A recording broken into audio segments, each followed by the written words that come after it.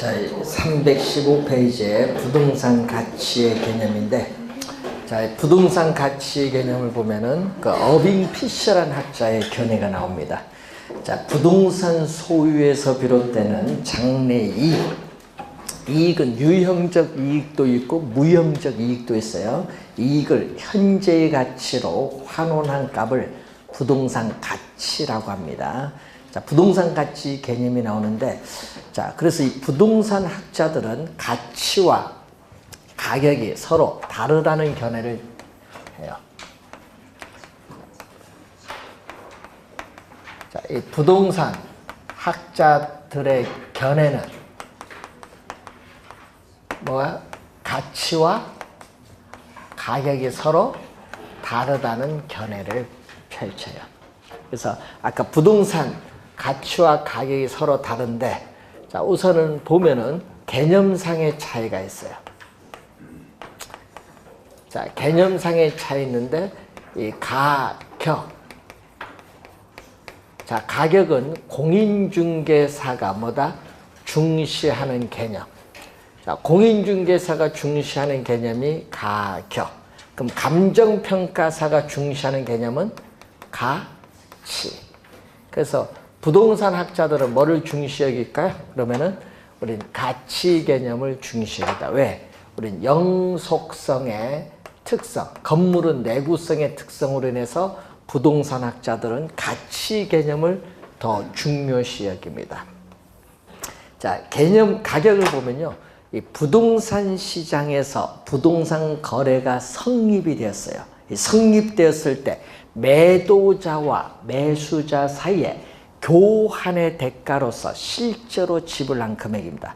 자, 여러분 아파트 사서 3억 지불했다. 그 3억이 가격에 실제로 지불한 금액이고, 아까 가치는 부동산 소유에서 비롯되는 장래 이익을 현재 가치로 환원한 값인데, 자, 이 지문이 두 번째가 25회 시험에 정답 지문으로 출제했죠.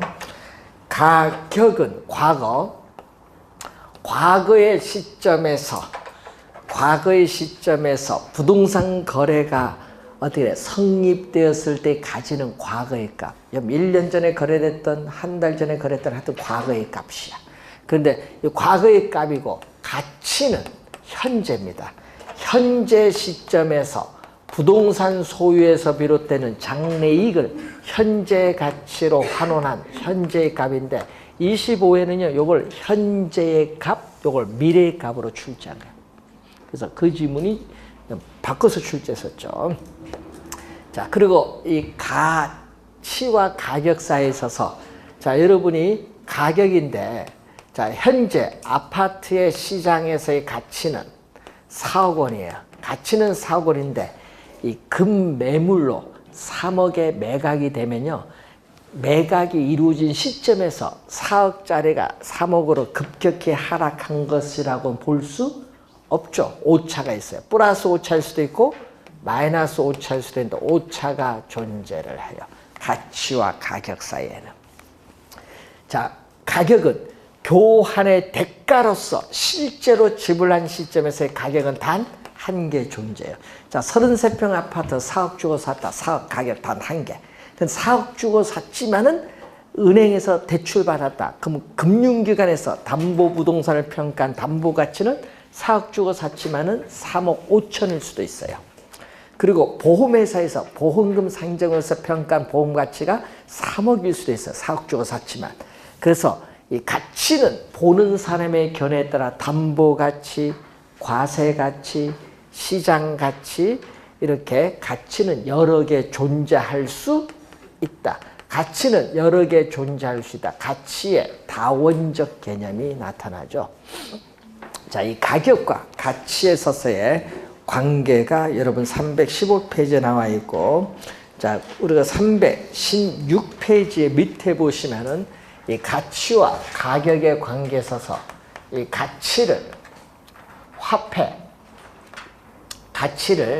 화폐를 매개체로 해서 나타낸 것을 뭐라고 한다? 가격. 그래서 가격의 기초에는 가치가 있고, 이 가치가 가격을 결정합니다. 자, 이때 부동산 가치. 자, 여러분 부동산 가치가 상승하면은, 부동산 가치가 상승하면은 부동산 가격의 기초에는 가치가 있기 때문에 부동산 가격도 뭔다? 상승을 해요. 또 부동산 가치가 하락하면 부동산 가격도 하락을 하기 때문에 가치와 가격은 이렇게 같은 방향으로 변동한다. 같은 방향. 그런데 물가가 지속적으로 상승하는 인플레이션이 발생하면은 화폐 가치는 뭐죠? 하락을 하지만 이 실물 자산인 부동산 가격은 상승을 하죠. 이렇게 화폐 가치와 부동산 가격은 반대 방향, 역방향으로 변동한다. 자, 그래서 단기에는 초과 공급이 있죠. 자, 공급량이 수요량보다 많은 초과 공급이 발생하면은 공급자 간의 경쟁에 의해서 가격은 가치 이하로 하락을 할 것이고, 또 수요량이 공급량보다 많은 초과 수요가 발생하면은 또 수요자들의 경쟁에서 또 가격이 또 가치 이상으로 상승을 해요. 그래서 단기에는 가격이 가치로부터 벗어나요. 가격이 가치로부터 벗어나는 것을 괴리된다. 이렇게 되는데, 근데 장기로 가면 달라지죠. 장기로 가면은 이러한 가격의 조정 과정을 거쳐서 뭐에 일치되게끔? 가격에 일치되게끔 조정이 이루어져. 그래서 이 가치는 이 가격의 장기적인 균형값, 균형치로서의 성격을 가지고 있다. 이 지문에서 우리는 19회 시험 정답을 물었죠. 19회 시험은 여기서 정답을 물었습니다. 자, 그 위에 또 박스에, 자, 316페이지 박스에 또 두 번 우리가 출제를 했는데 5개 가치 두고 틀린 걸 찾아냈죠. 보험 가치는 보험회사에서 보험금 산정과 보상에 대한 기준으로 사용되는 가치 개념이고, 과세 가치는 중앙정부나 지방자치단체에서 소득세나 젠사세를 부과하는데 사용되는 기준인데, 관련 법규, 소득세법, 지방세법 이런 관련 법규에 의해서 조정된 부동산의 가치를 말합니다.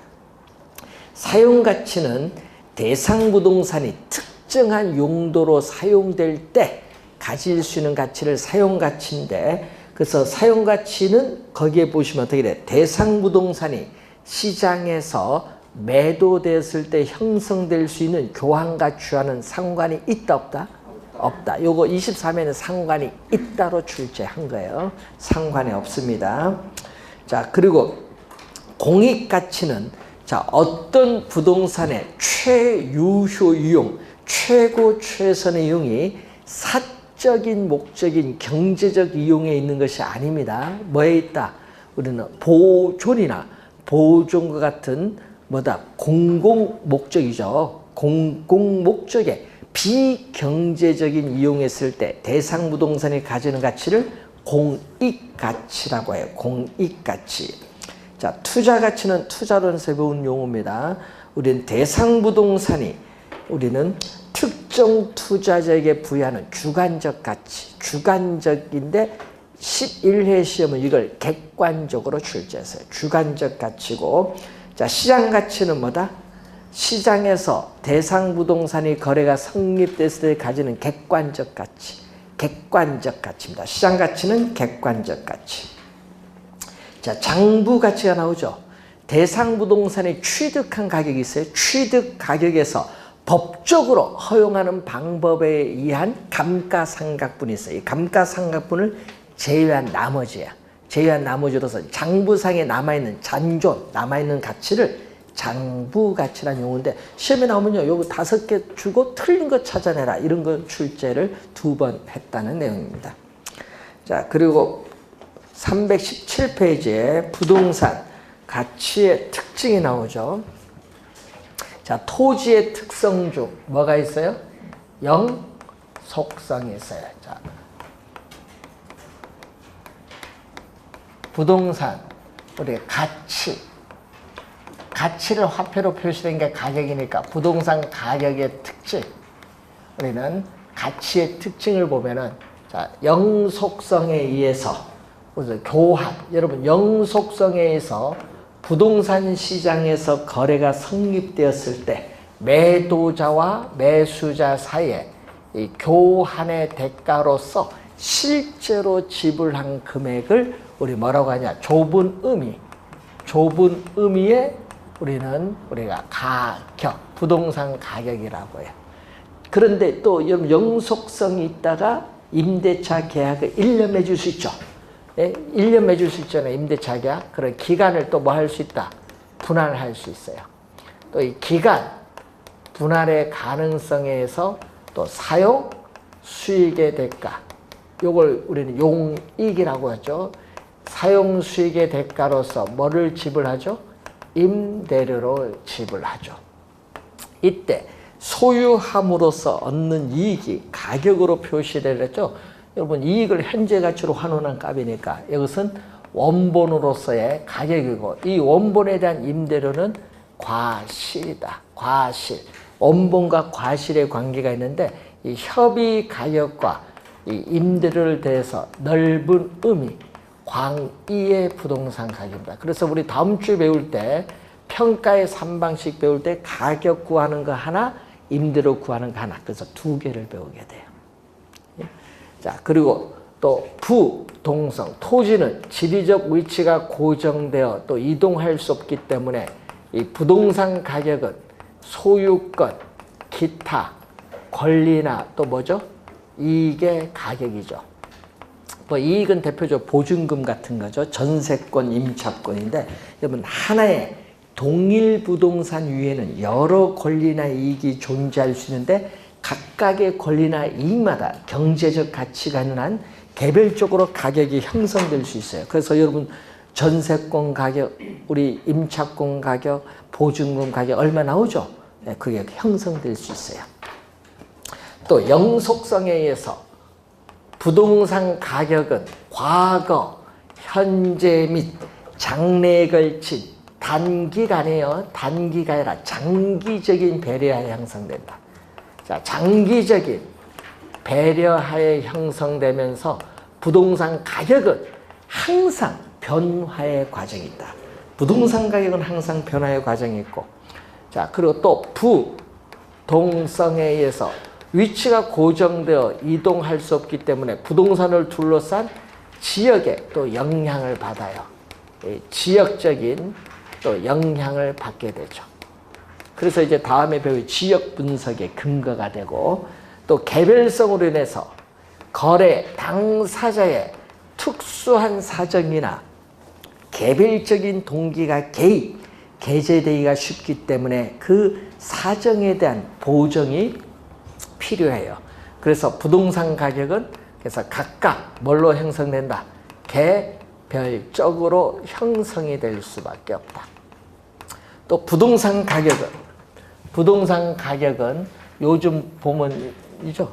여러분 담보 능력이 있어요. 부동산 가격은 담보 능력, 임대 능력이 있기 때문에 부동산 가격은 일정 수준 이하로 하락을 하지 않는다는 어떤 특성? 하방 경직성의 특성을 가지고 있다. 부동산 가격은 일정 수준 이하로 하락하지 않는다는 하방 경직성의 또 특성을 가지고 있어요. 자, 318페이지 중간에 보시면은 또 부동산을 사고자 하는 뭐가 만나죠? 수요와 팔고자 하는 공급이 만나면 뭐가 형성되죠? 가격이 결정되고, 이 가격이 다시 시장에 뭐에 영향 줘요? 수요와 공급에 영향을 주는데, 이것을 가격의 이중성 또는 가치의 뭐라고 한다? 이중성이라고. 가격의 이중성 또는 가치의 이중성인데, 자, 여러분 시장에 존재하는 모든 상품은 이 가격의 이중성 또는 가치의 이중성을 다 가지고 있어요. 상품은 다 가지고 있다. 자, 그리고 중간에 부동산 가치의 기능이 있죠. 자, 여러분 시장에서 수요와 공급에서 가격이 결정되면은 그 가격은 소비자와 생산자의 행동을 결정하는 기능을 가지고 있어요. 결정하는 기능을 가지고 있고, 또 부증성의 특성에서 토지는 유한하기 때문에 가격이 결정되면은 수요자에게 자원이 또 배분되는 기능이 있어요. 자원 배분의 기능을 가지고 있고, 또 부동산 시장에서의 가격은 시장의 기회비용을 올바르게 반영한 가격이 아니에요. 시장에서 아파트 가격 사기다. 시장에서의 기회비용을 올바르게 반영한 가격이 아니라는 겁니다. 그래서 감정평가사가 평가한 감정평가 가격이야말로 시장에서의 모든 기회비용을 올바르게 반영한 가격이라고 하는데, 이걸 전문용어로 뭐죠? 잠재가격이라고 해요. 잠재가격. 숨어있는 것까지 다 반영한다. 섀도우 프라이스죠. 잠재가격. 숨어있는 것까지 다 반영한다. 예? 섀도우 프라이스. 숨어있는 것까지 다 반영한다. 그래서 기회비용을 올바르게 모두 반영한 가격이 바로 감정평가 가격이다. 자, 318페이지에 우리나라 감정평가에 관한 규칙 제2조. 자, 제2조 제1호에 제2조 제1호에 보면은 시장 가치의 개념이 나와요. 자, 시장 가치 개념. 자, 27회 시험과 28회 시험에 개념이 출제를 했었죠. 자, 거기에 보시면 밑에서 네 번째. 자, 대상 물건이, 평가 대상 물건입니다. 대상 물건이 통상적 시장에서 충분한 기간, 거래를 위하여 공개된 후 그 대상 물건 내용에 정통한 당사자 사이에 신중하고 자발적인 거래가 있을 경우, 자, 성립될 가능성이 가장 높다고 인정되는 대상 물건의 가액을 우리는 시장 가치, 이 개념을 출제했죠. 여러분, 가능성, 성립될 가능성 할 때 이 가능성은 우리 프라버빌리티, 확률의 개념이에요. 그러다 보니까 통계적 기법을 가지고 구하기 때문에 시장 가치는 그래서 아까 객관적이에요. 자, 이 개념 2번 출제했거든요. 아까 시장 가치 개념 이걸 2번 출제했고요. 또 감정평가에 관한 규칙. 자, 감정평가에 관한 규칙 또 제5조가 있어요. 자, 감정평가에 관한 규칙 제5조가 있거든요. 자, 이 제5조는 시장가치 기준원칙이에요. 제5조는 시장가치 기준원칙. 자, 시장가치를 기준원칙이 나오는데 두 가지 있어요. 이 두 가지가 또 시험 문제에 자, 1항, 2항이 나오죠. 자, 1항은 우리가 1회 시험에 또 출제를 했었죠. 자, 1항이 거기에 나와 있습니다. 자, 1항 거기 보세요. 시장가치 기준원칙. 대상 물건에 대한 감정평가액은 뭐를 기준? 예, 시장가치를 기준으로 우리 결정한다. 이 시장가치를 기준으로 결정한다. 그래서 시장가치 기준원칙이에요. 그래, 시장가치거든요. 주의할 때 여기서 잘 보세요. 감정평가에 관한 규칙에서는 시장가치고요. 부동산 가격 공시, 여러분 다음 주에 배우게 될 부동산 가격 공시에 관한 법률에서는 뭐다? 적정 가격이야. 그럼 시험 문제는 적정 가격으로 출제하거든요. 적정 가격이 아니라는 거. 부동산 가격 공시에 관한 법률에서는 적정 가격이지만 감정평가에 관한 규칙에서는 뭐다? 시장가치. 말을 바꿔서 출제해버려요. 2항. 또 20. 우리가 8회 시험에 또 출제를 또 한 용어죠. 자, 2년 전에 출제했는데 그 2항 보세요. 감정평가업자는 제1항에도 불구하고 다음 각 코의 어느 하나에 해당하는 경우에는 시장가치 외의 가치를 기준으로 결정할 수 있다. 세 가지 있잖아요. 법령에 다른 규정이 있는 경우, 감정평가 의뢰인이 요청하는 경우, 감정평가의 목적이나 대상 물건의 특성에 비추어 사회 통념상 필요하다고 인정되는 경우, 이 세 가지 경우 중에 어느 하나에 해당하면은 시장 가치 외의 가치를 기준으로 결정할 수 있다. 이건 또 27회 시험에 출제를 또 한 개념입니다. 자, 27회 시험에 출제를 합니다. 자, 거기에 부동산 가치의 형성 원리 320페이지로 갑니다. 자, 부동산 가치의 형성 원리를 보면요. 자, 부동산 가치의 형성 요인이 나와요. 자, 이 부동산 가치의 형성 요인은요, 이거든요. 부동산의 경제적 가치에 영향을 미치는 일반 요인, 지역 요인, 개별 요인 등을 말한다. 이 개념을 24회와 작년 또 29회 시험에 또 출제했어요.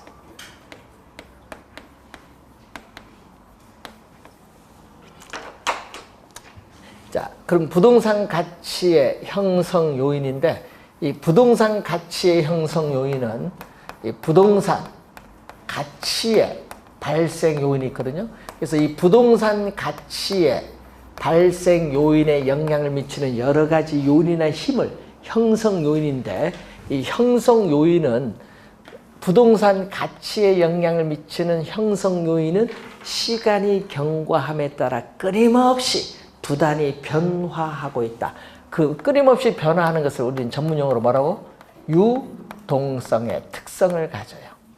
또 부동산 가치에 영향을 미치는 가치 형성 요인은 서로 유기적인 관련을 맺으면서 가치에 영향을 미치기 때문에 또 뭐죠? 연관성의 특성.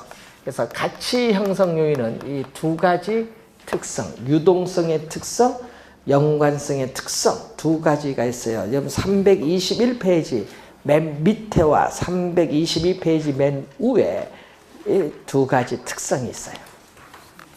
그래서 부동산 가치의 형성 요인은 일반 요인이 있겠죠.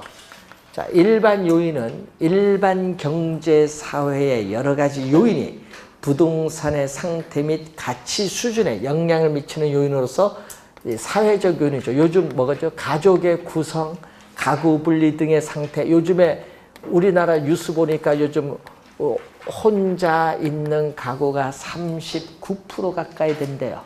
그러니까 이게 뭐가 여러 가지 뭐가 바뀌어요. 부동산이라든지 이런 게.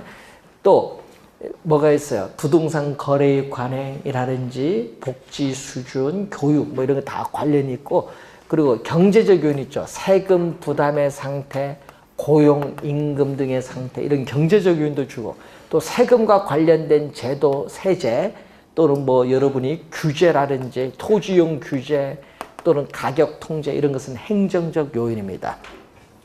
자, 그럼 일반 요인이 지역에 국한이 돼요. 지역에 국한되고 그 지역의 자연적 조건과 결합돼서 지역의 부동산 상태 및 가치 수준에 영향을 미치는 지역 요인이 나타나고, 그리고 또 토지 건물의 개별 가치, 토지 건물의 가치에 영향을 미치는 개별적인 상태, 조건 등의 여러 가지 요인이 뭐가 나타난다? 개별 요인. 그래서 부동산 가치의 형성 요인의 3대 요인은 일반 요인, 지역 요인, 개별 요인으로 구성되어 있다라는 내용이고, 자, 320페이지 보시면은 부동산 가치의 발생 요인이 우선 나오고 있습니다. 자, 발생 요인을 보면은 우선 두 가지로 볼 수 있죠. 우선 경제적 우리가 측면에서 나타나는 요인이 있고, 또 법적인 측면에서 나타나는 요인, 이렇게 크게 우리가 두 가지로 나눠볼 수 있어요. 경제적 측면에서 요인은 뭐죠? 부동산 시장에서 수요와 공급이 만나서 뭐에 영향 준다? 예? 부동산 시장에서 수요와 공급이 만나서 뭐에 영향을 줘? 부동산 가치에 영향을 주죠. 부동산 가치에. 그럼 수요 측면은 두 가지가 있어요. 예? 유용성, 효용이죠. 자, 여러분 유용성, 이 효용이라는 것은 부동산의 욕구인데, 여러분 인간의 필요나 입구를 만족시켜 줄 수 있는 재화의 능력을 유용성이라고 하는데, 이때 유용성을 측정하는 우리가 기준이 있어요. 이 주거용 부동산, 우리가 상업용 부동산, 또 공업용 부동산이 여러분 교재에 나와 있는데, 자, 주거용 부동산은 주택을 소유하여 생활함으로써 느끼는 우리가 만족도의 뭐죠? 쾌적성을 기준으로 판단하고, 상업용 부동산은 부동산을 이용함으로써 얻어지는 경제적 이익인 수익성을 중심으로 판단하고, 또 공업용은 생산 과정에 이용함으로써 얻어지는 우리는 타당성, 생산성을 중심으로 판단을 합니다. 자, 그리고 유효 수요, 이미 수요에서 배운 용어죠. 실질적인 구매력을 갖춘 수요를 유효 수요인데, 부동산을 우리는 살 의사 있죠. 예? 살 의사도 있고 부동산을 구입을 할 수 있는 뭐도 지불 능력을 우리는 구매력인데, 이 구매력도 갖추고 있어야 돼. 여러분이 24회는요, 지불 능력은 필요로 하지 않는다로 출제했거든요. 요 두 가지를 다 갖추고 있어야 뭐가? 유효 수요가 된다. 지불 능력 있어야 됩니다. 자, 공급은 상대적 희소성이다. 자, 희소성은 여러분 토지의 특성할 때 배우셨는데 뭐에서 배웠죠? 부증성. 자연적 특성인 부증성에서 배우셨죠. 자, 토지를 소유하고자 하는 인간의 욕망은 무한히 존재하는데, 그 무한한 욕망을 충족시켜줄 토지는 한정되어 있다. 이걸 희소성이라고 해. 그러면 상대적이 붙었죠. 붙은 건 뭐에서? 용도의 다양성. 자, 이 용도의 다양성은 무슨 특성? 인문적 특성. 자, 토지 이용에서의 용도의 전환을 통해서, 예를 들면은 임야를 택지로 조성해서 공급은 하는데, 이 공급이 뭐에 비해서? 수요에 비해서 양적, 질적으로 부족한 상태를 뭐라고 한다? 상대적 희소성이라고 해요. 자, 측면 한번 확인해 봤고, 이 경제적 측면이고, 법적 측면에서는 뭐다? 이전성이죠. 자, 여러분 토지는 위치가 고정되어 이동할 수 없어요. 그래서 토지의 물리적인 이동을 의미하는 것이 아니라 뭐를 의미한다? 권리가 이전되는 거예요. 권리. 그래서 부동산에 관한 예를 들면 소유권에 대한 통제의 정도가 한 사람에게서 다른 사람에게로 완전히 뭐예요? 이전되는 양도가 가능해야 된다. 뭐 이전성 또는 양도 가능성이 되겠죠.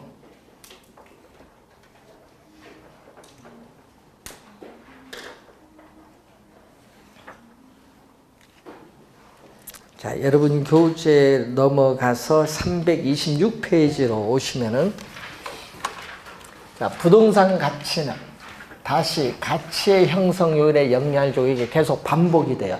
이 피드백이 나타나죠. 이 반복되는 과정에서 뭐가 성립하냐면은, 이 피드백 원리에서 부동산 가치에 여러 가지 원칙이 성립을 해요.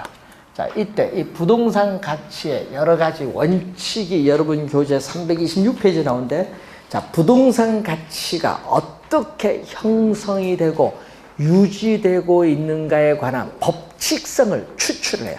법칙성을 추출해서 우리는 부동산에 있어서 평가 활동에 있어서의 이 중요한 지침으로 삼으려는 하나의 행위 기준이 바로 가치의 여러 가지 원칙입니다. 그래서 여러분 이제 13가지 원칙 배울 텐데, 이 13가지 원칙은 직접적 또는 간접적으로 관련이 되어 있다, 이런 얘기입니다. 자, 그래서 제일 먼저 나오는 게 뭐죠? 최유효 이용의 원칙이 나와요. 자, 여러분 6회 28회 짝수 좀 좋아하는 것 같은데 올해 30회인데 올해 시험 중요하다. 자, 13가지 원칙. 야, 이게 왔다 갔다 합니다. 원래 중요해요. 자, 최유효 이용의 원칙이 나오는데 최유효 이용의 원칙은 최유효 이용은 최고 최선의 이용입니다.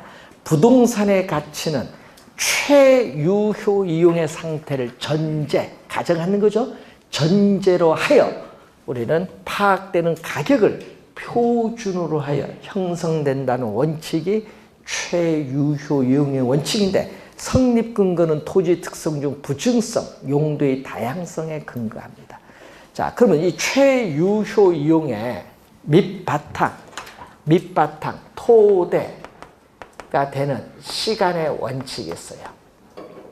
최유효 이용의 원칙의 바탕, 토대가 되는 원칙, 이 시간의 원칙으로서 우리가 두 가지가 나와요. 그 두 가지가 여러분이 거기에 나오는 변동의 원칙, 예측의 원칙 두 가지가 있어요. 자, 여러분이 이 예측 변동 중에서 우리 출제하는 이 변동이 더 중요해요. 변동. 자, 우선 변동의 원칙 갑니다. 자, 변동의 원칙 갑니다. 변동은 뭐예요? 부동산 가치에 영향을 미치는 가치 형성 요인은 항상 변화를 한다는 원칙이에요. 자, 그래서 부동산 가치에 영향을 미치는 가치 형성 요인은 항상 변화를 하고 있기 때문에 부동산 가치는 원인 결과 상호 인과관계 속에서 형성된다는 원칙이 바로 변동의 원칙이에요. 그래서 부동산 가치에 영향을 미치는 가치 형성 요인은 항상 변동하기 때문에 부동산 가치는 특정의 기준 시점에서만 타당성이 인정돼요. 그래서 기준 시점, 우리가 확정에 있어서의 필요가 나타난다.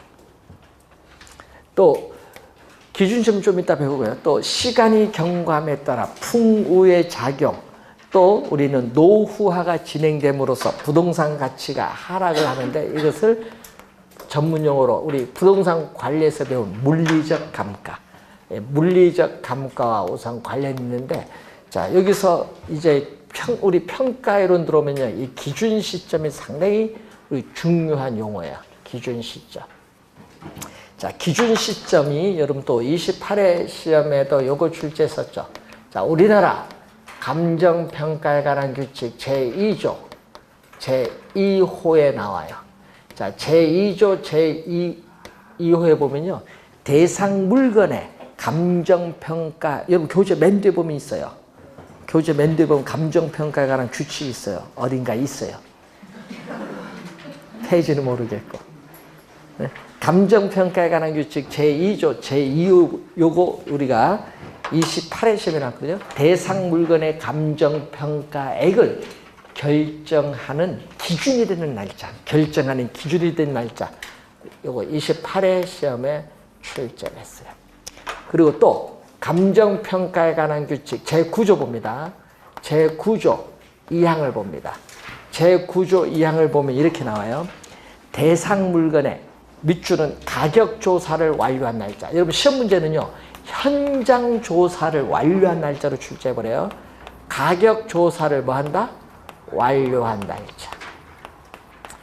기준 시점은 대상 물건의 가격 조사를 완료한 날짜다. 여러분 현장 조사를 완료한 날짜가 아닙니다. 그리고 또 다만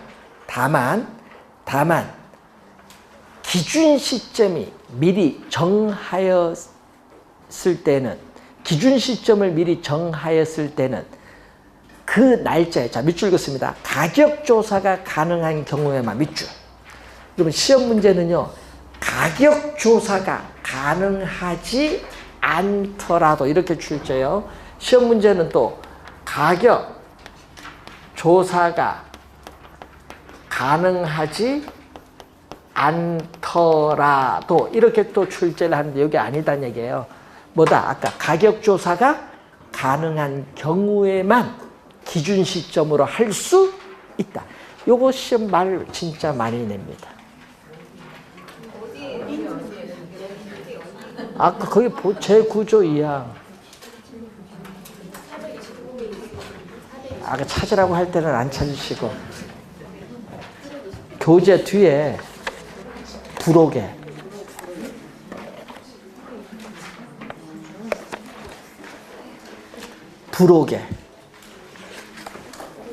자 429페이지가 나오네요. 자 429페이지에 거기 제9조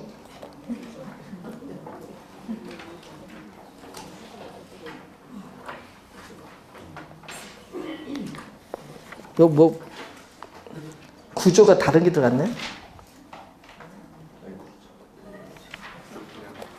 이 2항 거기 보시면 429페이지 그 2항에 나와 있네요.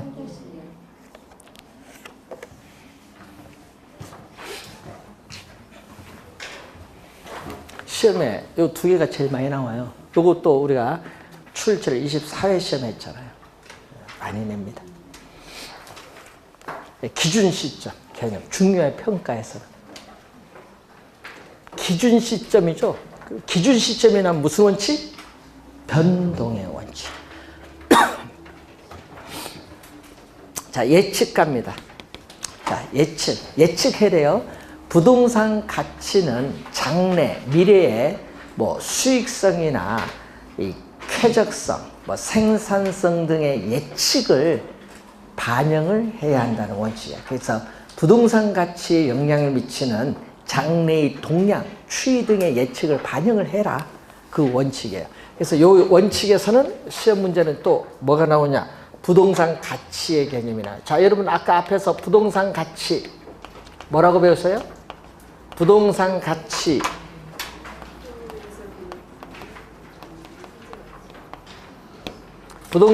뭐라고 배우셨냐면은 아까 어빙 PC의 개념. 부동산 소유에서 비롯되는 장래 이익을 현재 가치로 환원한 값인데 그 장래 이익이 뭐가 가능해야 돼? 예측이 가능해야 부동산 가치를 구할 수 있어요.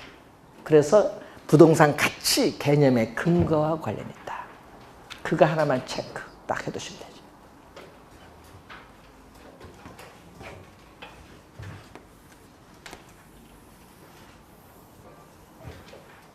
자, 최유쇼 이용의 2번은 내부적 요인 4가지가 나와요.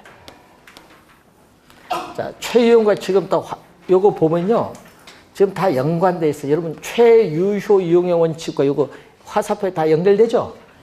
직접 관련이 있다. 요거 뭐 직접 된다. 요것도 들어와서 다 이렇게 연결되면서 직접 4개가 최유효 이용의 원칙과 직접 관련이 있는 요건 무슨 요인? 내부야. 내부. 내부적 요인이야. 대내적인 공간의 원칙이라고 하는데 4개가 있어요. 자, 4개 중에 우선은 거기에 균형의 원칙이 시험 문제 우리 정답 지문 진짜 많이 내죠. 26회, 28회 요거 모르면 큰일 나요. 요건 꼭 알아야 돼. 시험 문제 정답 지문을 많이 묻습니다. 균형. 자, 부동산의 유용성을 최대로 발휘하기 위해서는 이 부동산을 구성하고 있는 내부 구성, 부동산을 구성하고 있는 내부 구성 요소, 예를 들면 토지, 노동, 자본, 경영, 예를 들면 이러한 내부 구성 요소 간의 결합에 있어서 뭐를? 균형을 이루어야 된다. 하여튼 시험 지문에 내부 구성 요소가 뜨면 균형이야. 예? 요 균형에 위배된다. 자, 예를 들어서 여러분 상가 건축물 면적에 비해서 주차장 부지 면적이 협소해서 상가 건축물 가격이 하락한다. 이게 결합의 균형에 위배돼요. 이럴 때 우리는 무슨 감가? 기능적. 여러분 2년 전에는요. 26회 시험은 요걸 경제적 감가로 출제했어요. 경제적 감가가 아니라 무슨 감가? 기능적 감가. 균형은 기능적 감가. 자, 균형의 원칙 시험에 많이 나옵니다. 자, 그리고 329페이지 가면은 수익. 자, 여러분 단위당 투자 금액을 증가시키면 처음에 수익이 증가하다가 일정한 단계를 지나선 수익이 감소한데, 여러분 이 얘기거든요. 이 경제적 측면에서 건물의 적정한 층수 몇 층이냐. 10층까지 지으면 수익이 최대가 된다. 근데 2층, 3층 지으면 오히려 수익이 줄어든다는 얘기예요. 건물의 경제적 측면에서의 적정한 층수가 몇 층이냐. 그걸 뭐죠? 한계 수익점 판단한다.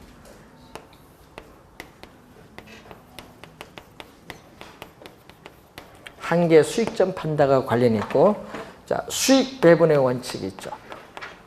자, 수익 배분의 원칙을 다른 말로 잉여 생산성의 원리라고 해요. 잉여 생산성의 원리.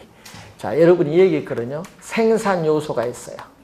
자, 여러분 생산 요소에 보면은 노동도 있고, 자본도 있고, 경영도 있고, 뭐도 있다? 토지인데, 토지는 지리적 위치가 고정되어 이동시킬 수 없다. 그럼 이 생산 요소를 투입을 해서 발생한 총수익이 나오죠. 총수익. 총수익에서 뭐를 빼냐 하면요. 움직일 수 있는 거. 노동, 자본, 경영에 대한 대가를 지불을 해버려요. 노동에 대한 대가, 경영에 대한 대가, 자본에 대한 대가인데 이거는 움직일 수가 있다. 유동성, 움직일 수 있는, 번역을 하면은 움직일 수 있는 생산 요소에 대한 대가를 지불하면은 남아있죠. 요 세 개 집어넣으면 나머지 나오잖아요. 총수익에서 요걸 빼면 나머지 수익 있잖아요. 나머지를 뭐다? 잔여. 이 잔여 수익이 위치가 고정된 토지에 제일 맨 마지막으로 배분을 하라는 원칙을 수익 배분의 원칙이에요. 맨 마지막에 배분하는데, 그래서 수익 배분의 원칙은 뭐와 관련이 있어요?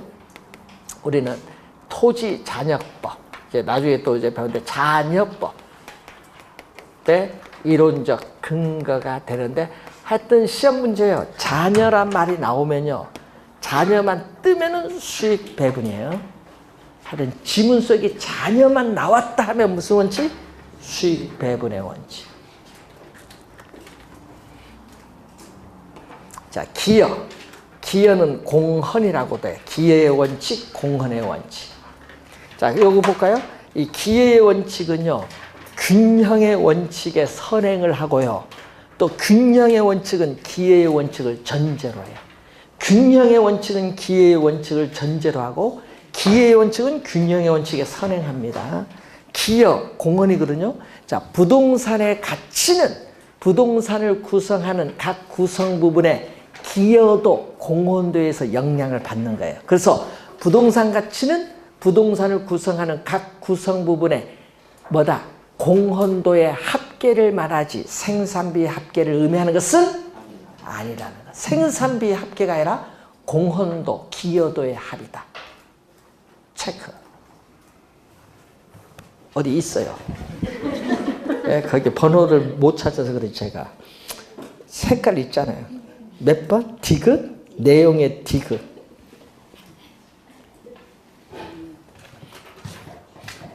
색깔 있는 게 중요한 거예요. 하여튼. 자, 그러면 기여의 원칙 한번 볼까요? 자, 기여의 원칙은 요겁니다. 예를 들어서 토지에 건물이 있거든요. 그러면 1층, 2층인데 비용을 추가로 투입을 해서 몇 층을? 3층 이 부분을 뭐 하고자 한다? 증축을 하고자 하는데, 그럼 이 3층의 이 일부분이거든요. 이 3층의 이 일부분이 이 전체 부동산 가격이나 수익 획득 정도에 어느 정도 기여하고 있느냐. 부분과 전체에 있어서의 관계. 부분과 전체의 관계에 있어서 이 증축을 해도 좋은가 따져줘. 추가로 투자로 되느냐. 추가 투자에 있어서 뭐를 판단한다? 적정성 여부, 적부를 판단을 하는데, 또 주어진 토지를 인접, 필조, 합병한다. 합병하는 것을 전문용어로 필지를 합병한다. 합필. 법적으로 합필을 했을 때 가치가 증가하느냐. 증가할 것 같으면 합병해서 이용을 해야겠죠. 이것도 추가 투자의 적부 판단과 관련이 있다. 무슨 원칙? 무슨 원칙? 기회의 원칙과 관련이 있어요.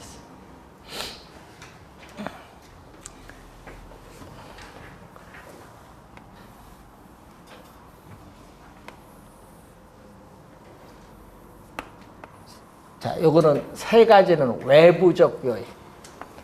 자, 요 세 가지 원칙은 최유효 이용의 원칙의 무슨 요인? 외부. 요거는. 요 네 개는 내부. 요 세 개는 외부. 요 두 개는 뭐죠? 토대가 되는 원칙. 예? 자, 요건 다 직접 다 관련이 있어요. 요거는 전부 직접 관련이 있는 원칙인데, 자, 우선은 적합. 자, 여러분 28회는요. 균형과 적합, 사례가 주어지고 어느 원칙이냐 물었거든요. 적합 상당히 또 중요합니다. 균형, 적합, 단골이에요. 자, 적합은요. 또 부동산의 유용성을 최대로 발휘하기 위해서는 그 부동산을 둘러싼 뭐예요? 부동산을 둘러싼 외부 환경에 적합을 해야 돼. 그럼 예를 들면요. 어떤 의미? 주택은 주거지역에, 상가 점포는 상업지역에, 공장은 공업지역이 있어야 된다는 거예요. 그럼 예를 들어서 공업지역 안에 주택이 있으면 공업지역의 주택은 어울리지 못하죠. 적합하지 못하잖아요. 그럼 주택 가격은 하락을 하는 거예요. 그걸 뭐라고 해요? 그것을 우리는 경제적 감가라고 해요. 적합이 무슨 감가? 경제적 감가. 적합에 위배된다. 위배되면은 어울리지 못한다. 적합이 위배된다는 건 어울리지 못하면은 부동산 가치는 하락을 해요. 경제적으로 부동산 가치가 하락한다.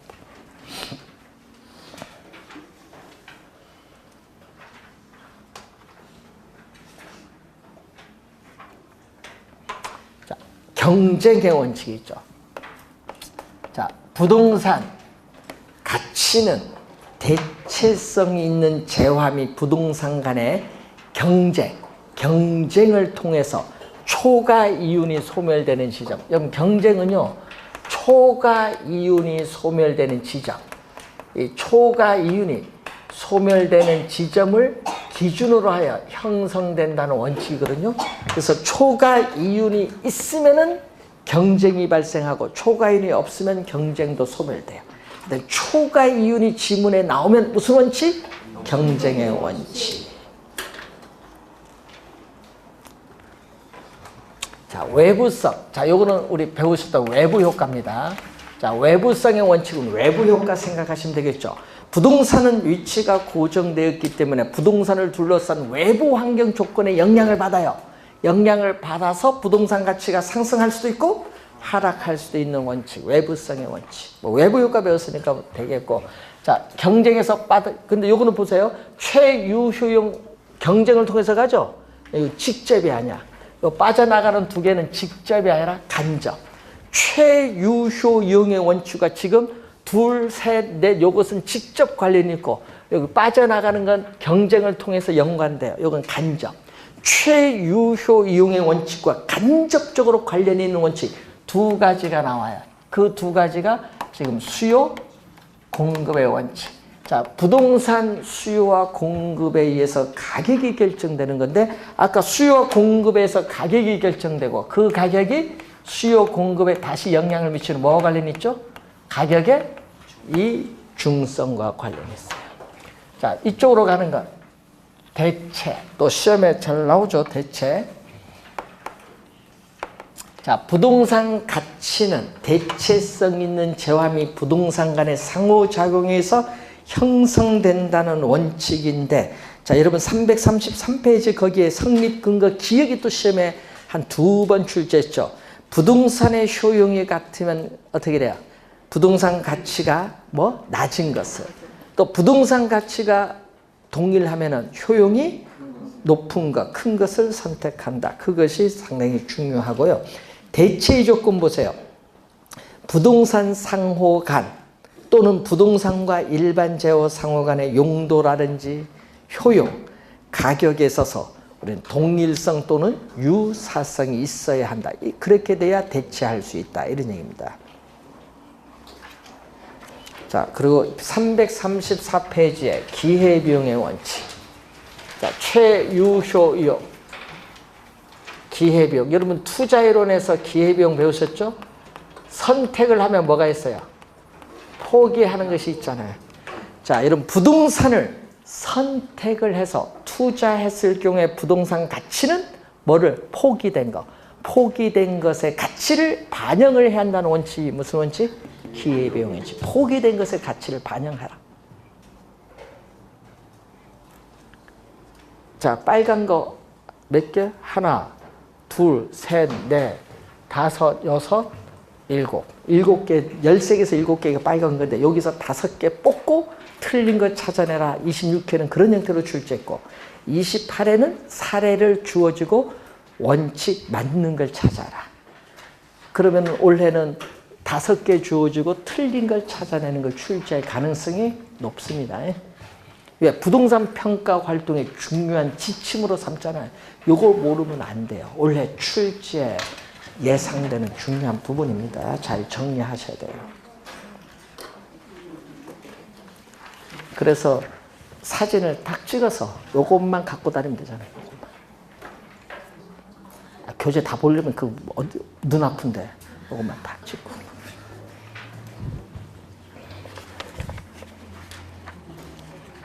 자, 잠시 쉬고 여러분 지역 분석, 개별 분석 가겠습니다.